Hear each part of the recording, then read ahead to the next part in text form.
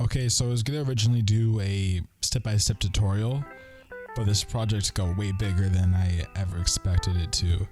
So I'm gonna end up putting on the MarketPlace tomorrow. And if you guys want to support me, you could go get that and use it for your projects. But this is what I've got so far. So of course you're able to grab people.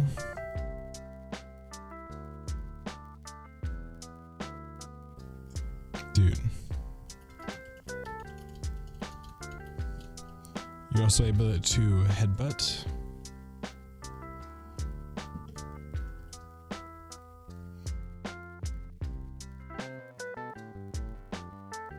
Ideally, you would want to have like a crouching animation or something.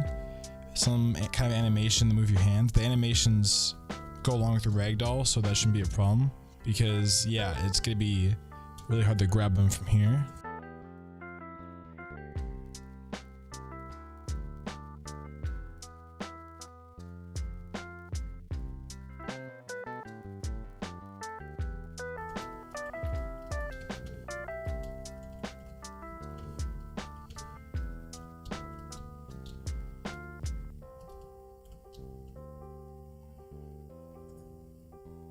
It's really fun to mess around with. You throw people off cliffs.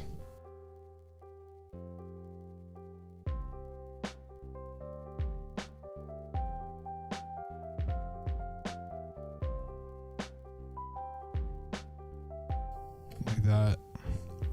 Also, you're able to climb on top of people, but I don't have detailed enough collision for it to work that well.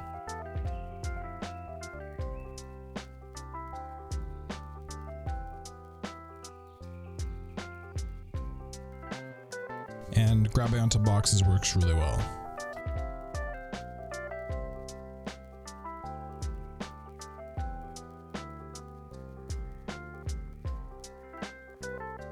Anyways, if you want to make them floppier, there's also an option for that inside of this blueprint. But I'm just going to go over a quick overview. So I have this grabbing logic right here.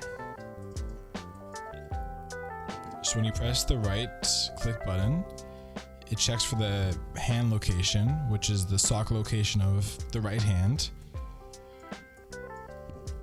And then I've grabbed distance, which is the radius that I would check for if you could grab or not. So how far you could grab from.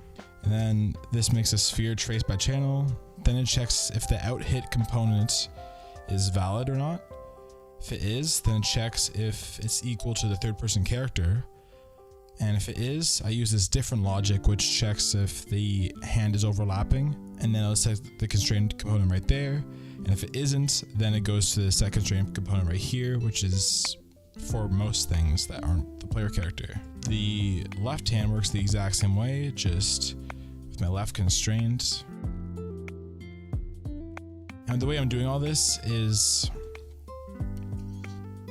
I have two physics constraints on my right and left hands right here. And in order to grab onto other players, I have these collision spheres right here, because these are the grabbable ones for the players. Sometimes the player will try to grab onto the mesh. I'll probably fix that and update later. Same with the shins. So climbing on the giant doesn't work too well because I don't have these like crazy details. So if you want to make, for example, a game where you climb onto a giant with this kind of physics, you would have to get really detailed with these kind of spheres right here and have way more than I have right now. But since I plan on everybody being the same size, I don't really need to go crazy with these collisions. These are the settings for the collisions if you're curious.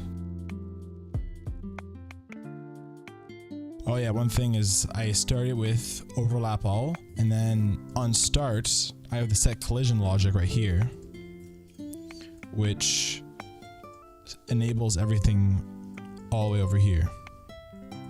So set enable collision, collision type, query, and physics. On begin play, I constrain components right here for the pelvis, and that's for this object right here, because the original one, which was the dynamic ragdoll from the MarketPlace, that one just had the capsule collision move separately, which is not what I wanted at all. So this will lock it in, and then when you get hit by like a headbutt or something,